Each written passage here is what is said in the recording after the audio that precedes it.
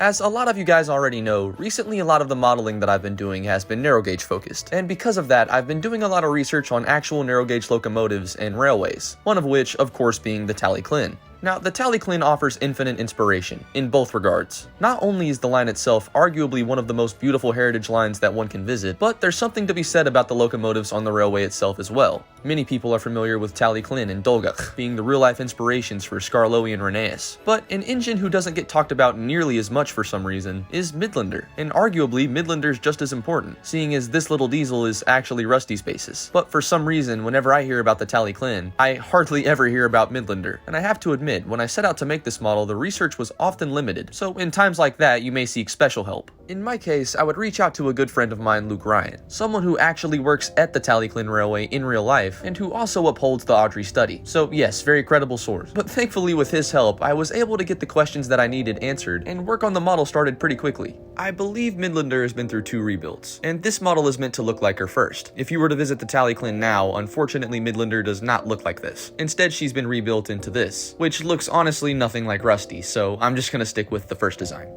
As you can see here, it pretty quickly went from a normal Bachmann Rusty to, well, what you see now. I would first start with removing the body shell entirely and spraying the entire locomotive itself with a light gray primer. I believe I gave it 3 or 4 coats of the primer just to make sure I didn't see any orange left, or perhaps just stuck anywhere, but at that same token, I don't want to spray too much and risk messing up his smaller details. So once an even base coat was applied, I sprayed the entire model a solid army green. This is actually the same green that Smudgers painted. Once this was done, I would mask up the body a little bit more, and from there airbrush his front and roof a solid black. I made Midlander's face when I first got my first Rusty model, and from test fitting it onto that, I knew the size of it would likely be a problem. It was just pushing being too big, but I was going to see how it actually looked on the final model. As you can see here, I wouldn't say it looks bad, but it definitely doesn't look right. The face itself is a capsule play rail diesel, which I've of course taken off and modified, more specifically to have lipstick, freckles, and some weathering, but there's only so much that can do when the face is literally the entire front of the engine. Just messing around, I would actually take the Bachmann Spiteful brake fan face, put it on the front, and found that it was a perfect fit. I asked Twitter and Instagram what they thought, if it was a dumb idea, and surprisingly, almost everyone agreed that it was a good move, and after that suggestion, boom, we are currently here right now.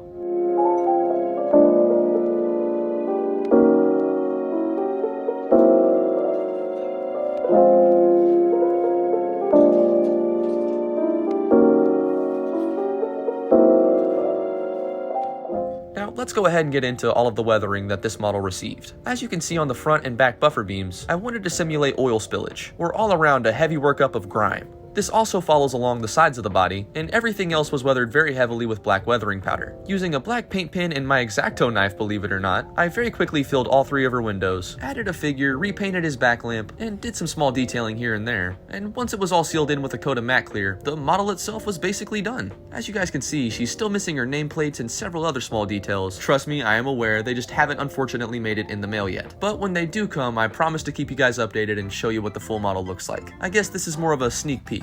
So now that we've said all of that, let's see her in action.